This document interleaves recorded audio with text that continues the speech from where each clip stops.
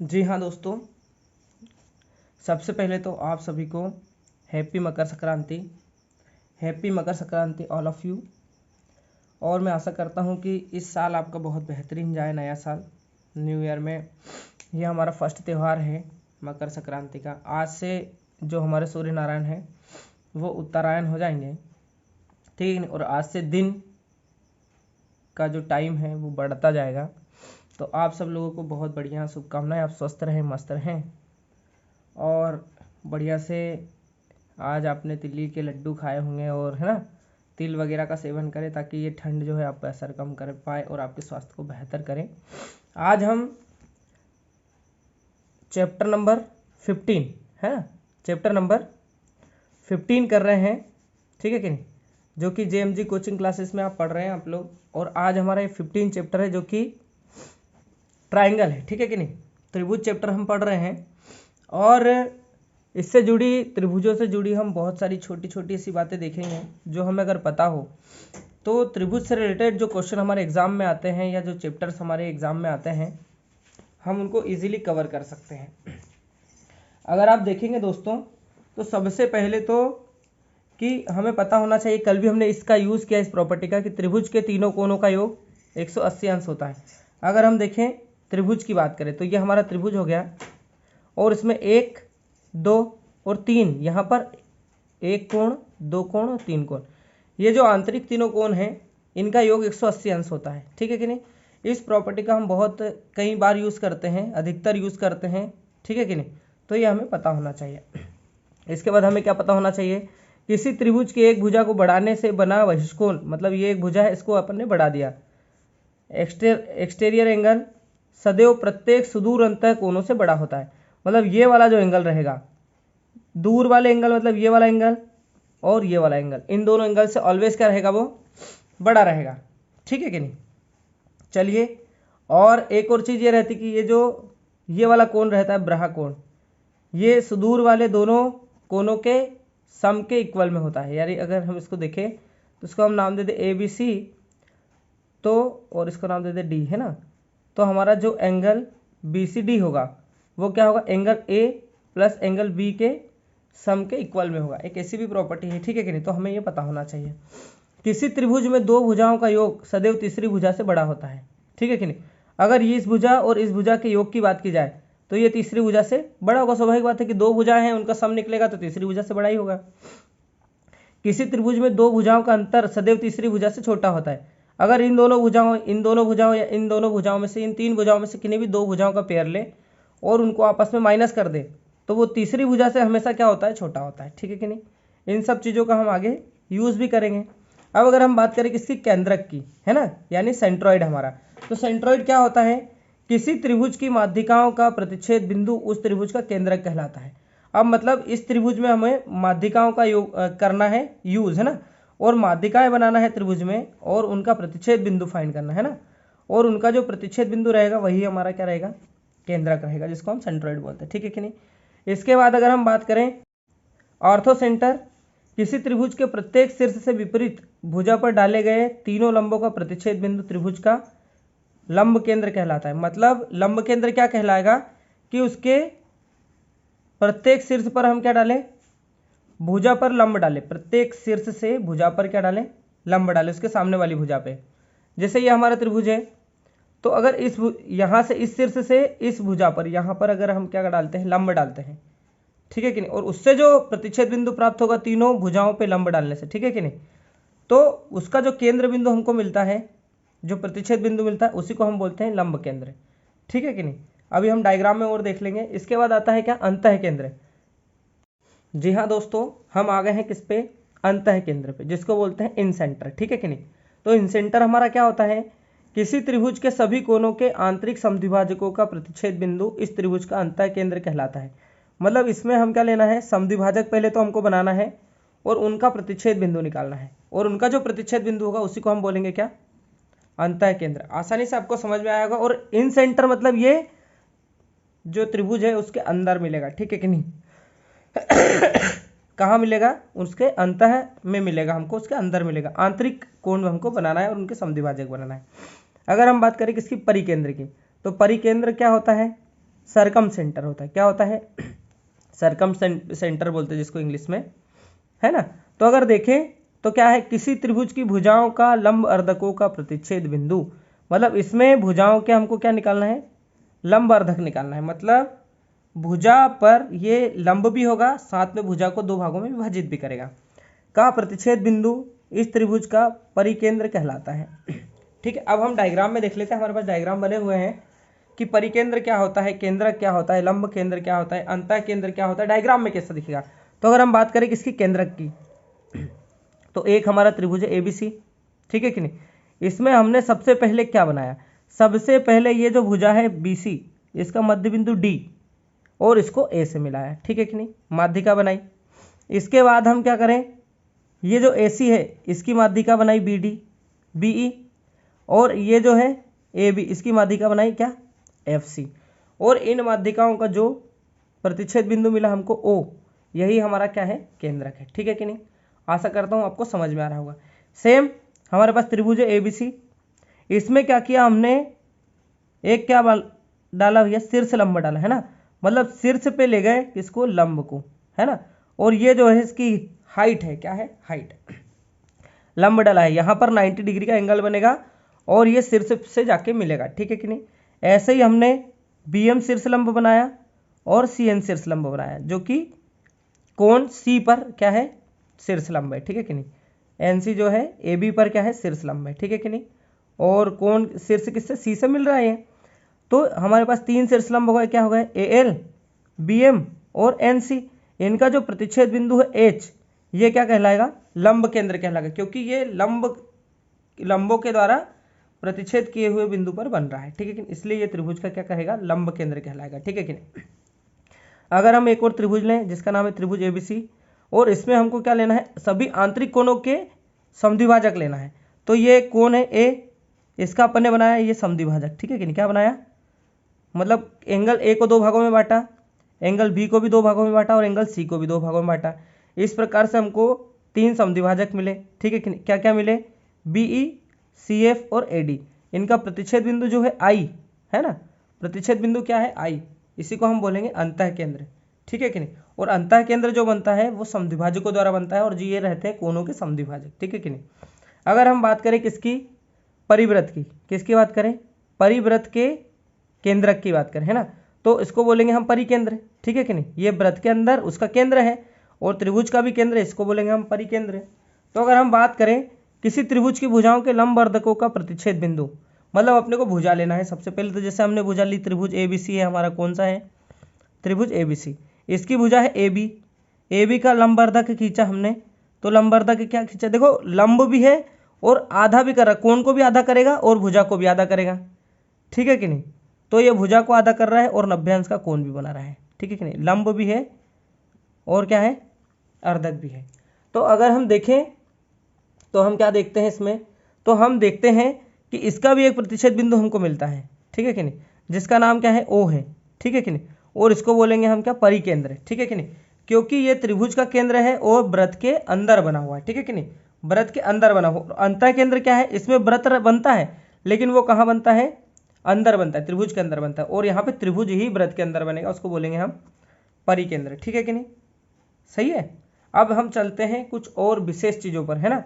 जैसे कि दो त्रिभुजों की सर्वांग समता, अगर दो त्रिभुज कोई सर्वांग सम है, कॉन्ग्रेंट अगर है, कॉन्ग्रेंट्स है ना, तो वो उनकी क्या क्या प्रॉपर्टी है ना, तो उसको अपन यहाँ पे देखेंगे, ठीक है कि नहीं। तो यहाँ पे अगर हम देखें साइड एंगल साइड, जिसको हम बोलते हैं भुजा कोण भुजा, एक, ठीक है कि नहीं। तो अगर हम बात करें इसकी, तो इसमें दो भुजाएं बराबर होंगी, और अगर दोनों के एक एक कोण बराबर होते हैं, दोनों के एक कोण बराबर होते हैं दोनों त्रिभुजों में, तो दोनों त्रिभुज कैसे होंगे, सर्वांग सम होंगे। अगर हम बात करें तीनों भुजाएं, अगर दोनों में, दोनों त्रिभुजों की तीनों भुजाएं बराबर हो, तो दोनों त्रिभुज सर्वांग सम होंगे, ठीक है कि नहीं। और अगर दो कोण और एक भुजा अगर बराबर हो तो तब भी दोनों सर्वांग सम होंगे। अगर तीनों एंगल बराबर हो तब भी सर्वांग सम होंगे। और RHS का यूज भी कर सकते हैं, मतलब राइट एंगल, हाइपोटेन्यूज और उसकी साइड, अगर ये तीनों चीज़ें बराबर हों तब भी दोनों त्रिभुज क्या होंगे, सर्वांग सम होंगे। और सर्वांग सम की अगर मैं आपको बताऊं बात, तो सर्वांग सम त्रिभुज क्या होते हैं, सर्वांग सम त्रिभुज ऐसे होते हैं, अगर एक त्रिभुज पे हम दूसरे त्रिभुज को रख दें तो एक दूसरे को वो प्रॉपर पूरे क्या कर लेते हैं, ढक लेते हैं, ठीक है कि नहीं। उनके एंगल भी बराबर होते हैं, उनकी साइड भी बराबर होती है, सब चीज़ें उनकी बराबर होती है, ठीक है कि नहीं। और एक दूसरे को प्रॉपर क्या करते हैं, ढक लेते हैं। जैसे मैं बात करूं कि ये त्रिभुज ABC है, अगर इसी के ऊपर एक त्रिभुज हम और रख दें, है ना, ठीक है कि नहीं, और उसका नाम दे दे क्या, PQR, और दोनों की भुजाएं सारी चीज़ें सेम है, एरिया भी सेम है, तो हम इसको बोलेंगे त्रिभुज ABC जो है वो PQR के क्या है, सर्वांग सम है। मतलब दोनों एक दूसरे को प्रॉपर ढक लेते हैं। जैसे ये मेरा हाथ है, इसके ऊपर अगर मैं अपना दूसरा हाथ रखूं, ठीक है कि नहीं, तो ये एक दूसरे को नहीं ढक पा रहे, लेकिन इस उंगली पर अगर इस उंगली को रखूं तो ये दोनों प्रॉपर एक दूसरे को ढक भी रहे हैं और पूरे एक दूसरे से क्या हो रहे हैं, कॉन्ग्रेंट हैं, सारी चीज़ें दोनों की बराबर है। वैसे तो हाथ भी दोनों बराबर रहते हैं, लेकिन बिकॉज कि ये दोनों अलग अलग हाथ हैं, इसलिए ये दोनों क्या है, आपस में एक दूसरे को ऐसे रखने पे मैच नहीं किए। लेकिन क्या है, अगर इस उंगली की बात करूं और इस उंगली की बात करूं तो ये एक दूसरे को प्रॉपर ढक रही है, ठीक है कि नहीं। तो ये दोनों उंगलियां क्या है, सर्वांग सम है, ठीक है कि नहीं। अब ऐसे ही हम चलें, और कुछ चीज़ें हैं हमारे पास। जैसे एक विशेष चीज़ है, किसी त्रिभुज में समान भुजाओं के सम्मुख कोण बराबर होते हैं। अगर दो त्रिभुज समान है, जैसे कि ये त्रिभुज और ये त्रिभुज दोनों समान है, तो इसका एंगल ये वाला, ठीक है कि नहीं, अगर ये वाला एंगल और ये वाला एंगल दोनों बराबर हैं, तो इनके दोनों के सामने की जो भुजाएं हैं वो भी समान होगी, ठीक है कि नहीं।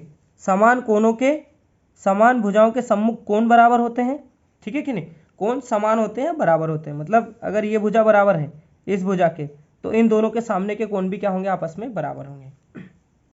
बहुत बढ़िया प्रॉपर्टी है कि किसी त्रिभुज के समान कोणों की सम्मुख भुजाएं भी बराबर होती हैं। मतलब अगर एंगल ए जो है एंगल P के बराबर है, तो BC बराबर होगी किसके, PR के या BC के। अगर आप देखेंगे तो अगर एंगल बराबर हैं तो दोनों की समान संगत भुजाएं बराबर होंगी, और अगर दोनों की संगत भुजाएं बराबर हैं तो दोनों के क्या है, कोण भी समान होंगे। सम्मुख कोण, सम्मुख सामने वाला कोण, जैसे कि ये दोनों कोण बराबर, तो इन दोनों के सामने की भुजाएं बराबर, ठीक है कि नहीं। आशा करता हूँ आपको समझ में आ रहा होगा। अगर नहीं आएगा तो अभी जब हम क्वेश्चन करेंगे तो हमको इजीली और समझ में आ जाएगा, ठीक है कि नहीं। चलते हैं आगे। जी हाँ दोस्तों, त्रिभुज की समरूपता, अगर हम बात करें समरूपता की, अब ये एक त्रिभुज है और एक त्रिभुज क्या है, ये है। अगर दोनों के हम क्षेत्रफल की बात करें तो दोनों के क्षेत्रफल अलग अलग हो सकते हैं, लेकिन दोनों का शेप एक जैसा दिख रहा है। मतलब दोनों त्रिभुज कैसे हो सकते हैं, सिमिलर हो सकते हैं या समरूप हो सकते हैं, ठीक है कि नहीं। समरूप मतलब रूप उनका एक जैसा होगा, लेकिन क्षेत्रफल बराबर हो, उनकी भुजाएं बराबर हो, ये जरूरी नहीं है, ठीक है कि नहीं। लेकिन दोनों क्या होंगे, एक रूप में होंगे। लेकिन कब होंगे, अगर हम देखें थेल्स प्रमेय, ठीक है कि नहीं, किससे देखें, थेल्स प्रमेय। तो अगर इन दोनों त्रिभुजों में, इस त्रिभुज में है ना, अगर इस त्रिभुज में क्या है, थेल्स प्रमेय अगर प्रॉपर फिट हो रही है तो क्या होगा, थेल्स प्रमेय के अकॉर्डिंग क्या होगा, AD जो रहती, ये वाली भुजा है ना, ये वाली भुजा और DB जो भुजा है, ठीक है कि इन दोनों का अनुपात बनाया जाए तो AE और EC का जो अनुपात बनेगा वो दोनों क्या होंगे, इक्वल होंगे। AD और BD का अनुपात जो है वो AC और BC के अनुपात के क्या होगा, इक्वल होगा, ठीक है कि नहीं। ये क्या है, थेल्स प्रमेय। अगर हम इसको ऑन वर्ड लिखें, ठीक है कि नहीं, अगर हम इसको शब्दों में लिखें तो शब्दों में क्या होता है, किसी त्रिभुज की दो भुजाओं के मध्य बिंदु, मतलब ये भुजा और ये भुजा, इन दोनों का मध्य बिंदु अपन ने लिए D और E। मध्य बिंदु को मिलाने वाला रेखाखंड मतलब कौन सा बन गया, DE। मिलाने वाला रेखाखंड तीसरी भुजा के समांतर, मतलब BC के क्या होगा, ये DE जो होगा वो समांतर होगा, तथा इसके आधे के बराबर, मतलब DE की जो लेंथ होगी वो BC की लेंथ की क्या होगी, हाफ होगी, ठीक है कि नहीं, 1/2 ऑफ BC, ठीक है कि नहीं। तो DE की जो लेंथ होगी वो BC के हाफ के इक्वल में होती है। ये हमारी क्या है, एक और प्रॉपर्टी इसकी है। अगर हम बात करें त्रिभुज के किसी कोण का समद्विभाजक उसकी सम्मुख भुजा को शेष दो भुजाओं के अनुपात में विभक्त करता है। अच्छा, मतलब कि ऐसा हमारा एक त्रिभुज है, ठीक है कि नहीं, क्या है, एक त्रिभुज है और इसका कोई एक कोण ये है, इसका हमने बनाया समद्विभाजक, ठीक है कि नहीं। तो इसका नाम दे दे ABC। तो आप देखेंगे कि क्या है, AB जो है, AB और AC का जो अनुपात बनेगा वो किसके अनुपात के बराबर बनेगा, ये जो BD है, BD और DC के अनुपात के बराबर में ये आता है। ये हमको बोलना चाहिए। हम बात करें किसकी, सिमिलरिटी की, ठीक है कि नहीं।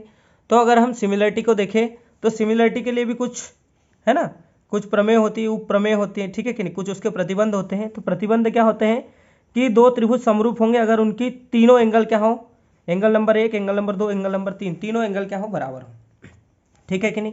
अगर उनके दो एंगल भी बराबर हैं, ठीक है कि नहीं, अगर दो एंगल भी बराबर है तो त्रिभुज कैसे होंगे, समरूप होंगे। या फिर समरूपता के लिए उन तीनों की भुजाएं बराबर होना चाहिए, तो दोनों त्रिभुज कैसे होंगे, समरूप होंगे। और अगर दो भुजाएं और एक कोण है ना, दो भुजा और एक कोण अगर हमको बराबर मिल जाए, ठीक है कि नहीं, तो भी दोनों त्रिभुज कैसे होंगे, समरूप होंगे। इन प्रॉपर्टी को समझने के लिए हमें क्या करना पड़ेगा, डायग्राम की हेल्प लेना पड़ेगा। अगर हम बात करें दो समरूप त्रिभुजों के क्षेत्रफलों का अनुपात, मतलब एक त्रिभुज ये है जिसका नाम क्या है ए बी सी, और एक ये है पी क्यू आर, दोनों क्या है, समरूप हैं, ठीक है कि नहीं। तो दो समरूप त्रिभुजों के अगर हम क्षेत्रफल निकालें, मतलब ए बी सी का क्षेत्रफल निकालें और पी क्यू आर का क्षेत्रफल निकालें और इनका अनुपात बना लें, ठीक है कि नहीं, तो क्या होगा, क्षेत्रफलों का अनुपात उनकी संगत भुजाओं के वर्गों के अनुपात के बराबर होगा। मतलब उनका क्षेत्रफल जो है वो उनकी संगत भुजाओं के वर्गों के अनुपात के बराबर होगा। कैसे होगा, अगर हम बात करें area of A B C बनाया हमने और बनाया एरिया ऑफ क्या, पी क्यू आर, ठीक है कि नहीं, मतलब इसका एरिया और इसका एरिया, अगर इन दोनों का अनुपात बनाए तो इनकी संगत भुजा जैसे ए बी हो गया और क्या हो गया, पी क्यू हो गया, इन भुजाओं के अनुपात के वर्गों के बराबर में होता है, ठीक है कि नहीं। क्या है, उनकी संगत भुजाओं के वर्गों के अनुपात के बराबर होता है। मतलब ये वाला यहाँ पर फॉर्मूला हमारे को फिट, या ये हमको यहाँ पर प्रॉपर्टी हमको मिलती है ना, इस प्रॉपर्टी से ये फॉर्मूला हमको मिलता है। अगर हम बात करें दो समरूप त्रिभुजों के परिमापों का अनुपात उनकी संगत भुजाओं के अनुपात के बराबर होता है, ये भी सेम वैसा ही है। अगर हम बात करें किसकी, पी क्यू आर की, तो पी क्यू आर है ना, और ए बी सी, तो ए बी सी का अगर परिमाप निकाले तो परिमाप क्या निकलेगा, A B plus B C plus C A, है ना। दूसरे का अनुपात निकालो तो क्या हो जाएगा, पी क्यू क्यू आर और क्या हो गया, आर पी। तो इन दोनों का अनुपात संगत भुजाओं के अनुपात के बराबर होता है। मतलब उनकी संगत भुजाएं, मतलब वही सेम ए बी का अनुपात निकाल लो और पी क्यू का अनुपात निकाल लो, या बी सी का अनुपात और पी क्यू आर का भी निकाल सकते हो, या ए सी का और पी आर का भी निकाल सकते हो, ठीक है कि नहीं। तो दूसरी जो हमारा प्रॉपर्टी है उससे हमको दूसरे नंबर का एक और फॉर्मूला या दूसरा एक और चीज़ हमको समझने को मिली। अब हम चलते हैं तीसरे वाले। तीसरा वाला क्या है, दो त्रिभुजों के संगत कोण बराबर हों तो उनकी संगत भुजाओं का अनुपात वही होता है जो संगत कोणों के समद्विभाजकों का होता है। अब देखो, दो त्रिभुजों के संगत कोण बराबर हों, मतलब ये कोण ए जो है वो किसके बराबर है, पी के बराबर है, ठीक है कि नहीं। संगत कोण बराबर हो, उनकी संगत भुजाओं का अनुपात वही होता है। अब संगत भुजाओं का अनुपात या ए बी को ले लो या ए सी को ले लो, ठीक है कि। तो ए बी का अनुपात किसके साथ, पी क्यू के साथ, ए सी का अनुपात किसके साथ, पी क्यू के साथ। अगर हम निकालते हैं तो क्या होगा, संगत कोणों के समद्विभाजकों का अनुपात होता है, ठीक है कि नहीं। तो इसके अगर संगत कोणों के समद्विभाजक बनाए तो संगत कोणों का एक समद्विभाजक ये बना लिया हमने, जिसका नाम दे दिया क्या, डी। इसका समद्विभाजक दे दिया, इसका नाम पी क्यू आर एस दे दिया। तो क्या हो, जो के संगत कोण बराबर हो, मतलब एंगल ए बराबर है किसके, एंगल पी के, ठीक है कि एंगल पी और एंगल ए दोनों बराबर हैं, है ना। तो दोनों भुजाओं के संगत कोण बराबर हो तो उनकी संगत भुजाओं का अनुपात वही होगा। मतलब संगत भुजा मतलब क्या होगा, संगत भुजा क्या होगा, संगत भुजा क्या होगा बताओ जरा। ए बी जो है वो उसका अनुपात बनेगा किसके साथ, पी क्यू के साथ। तो पी क्यू के साथ कौन सा अनुपात बनेगा, वही अनुपात बनेगा जो ए डी का बन रहा है किसके साथ, पी एस के साथ। ए डी जो है ये है और पी एस के साथ जो अनुपात बन रहा है यही होगा। तो इससे हम क्या कर सकते हैं, एक और कंक्लूजन हम निकाल सकते हैं, ठीक है कि नहीं। अब हम चलते हैं और आगे। तो और आगे हम चलते हैं तो क्या है, दो त्रिभुजों के संगत कोण बराबर हों, मतलब ये दोनों कोण क्या हो, बराबर हो, सेम, तो उनकी भुजाएं संगत भुजाओं का अनुपात वही होगा। मतलब उनकी संगत भुजाओं का अनुपात, संगत भुजाओं का अनुपात वही होता है जो संगत माध्यिकाओं का होता है। अब माध्यिक दो त्रिभुजों के संगत कोण बराबर हो तो उनकी भुजाओं यानी संगत भुजाएं, मतलब एक त्रिभुज ये ए बी सी है, एक त्रिभुज है पी क्यू आर, इसका एक कोण ए और इसका कोण पी दोनों क्या है, बराबर हैं, ठीक है कि। अगर दोनों संगत कोण बराबर हो तो उनकी भुजाओं का अनुपात, इनकी भुजा मतलब क्या हो गया भैया, इसकी भुजा हो गई ए बी और इसकी भुजा क्या हो गई, पी क्यू। इन दोनों का जो अनुपात बनेगा वो क्या बनेगा, अनुपात वही होता है जो संगत माध्यिकाओं का होता है। संगत माध्यिका कौन सी है, ए डी जो है इधर माध्यिका है और इधर माध्यिका क्या है, पी एस माध्यिका। लेकिन यहाँ पर माध्यिकाओं में क्या होगा, पी एस बराबर होगी किसके, एस आर के, और बी डी बराबर होगी किसके, डी एस के, ठीक है कि। इसका अपने को ध्यान रखना है, ठीक है कि नहीं। तो हम इस पर फोर्थ कंक्लूजन हमारा ऐसा निकल जाता है। अगर हम और आगे चलें तो एक चीज़ और हम इसमें देख पाते हैं, दो त्रिभुजों के संगत कोण बराबर हो, सेम संगत कोण बराबर हैं, तो उनकी संगत भुजाओं का अनुपात वही होता है जो उनके संगत शीर्ष लंबों का होता है। तो आप शीर्षलंब डालोगे तो ये ए से शीर्षलंब डाला तो क्या बना AD, और पी से शीर्षलंब डालोगे तो PAC बनेगा। तो ये भी सेम वही चीज़ें हैं, है ना। जैसे AB भुजा है, इसका अनुपात हम किसके साथ बनाए, संगत भुजा अगर हो मानो कि क्या है PQ है ना, संगत भुजा हमने PQ ही ली, तो AB और PQ का अगर अनुपात बनाए तो ये शीर्षलंब, शीर्ष से लंब डला है, ठीक है कि नहीं। तो शीर्षलंब क्या हो जाएगा BD और शीर्षलंब क्या हो जाएगा PS। तो शीर्षलंबों का होता है, मतलब शीर्षलंब बना लो, क्या बनेगा भैया AD अपॉन में क्या आ जाएगा PS, ठीक है कि नहीं। तो ये चीज़ें हमको क्या है थोड़ी सी अगर पता हो तो हम इजीली सारे क्वेश्चन को कर सकते हैं। इन चीज़ों को हमको अच्छे से याद रखना है, और आशा करते हैं आपसे कि आप क्या करेंगे, अच्छे से उनको अपनी कॉपी में नोट कर लेंगे, ताकि ये आने वाले समय में आपको बहुत काम आए, ठीक है कि नहीं। चलिए मिलते हैं अगले वीडियो में, जो कि इस चैप्टर का 15 चैप्टर का क्या होगा, प्रैक्टिस वाला वीडियो होगा, जिसमें हम क्वेश्चन सॉल्व करेंगे। आज हमने उनकी प्रॉपर्टी, उनके रूल्स, उनके रेगुलेशंस आज पढ़े कि इस चैप्टर में आखिर क्या कौन कौन से रूल्स यूज होते हैं, कौन कौन सी प्रॉपर्टी यूज होती है, समरूपता क्या है ना, इसके बाद सर्वांग समता क्या है, इन सब चीज़ों को हमने पढ़ा। ठीक है, अगेन एक बार और हैप्पी संक्रांति सब लोगों को। मिलते हैं नेक्स्ट वीडियो में, तब तक के लिए धन्यवाद।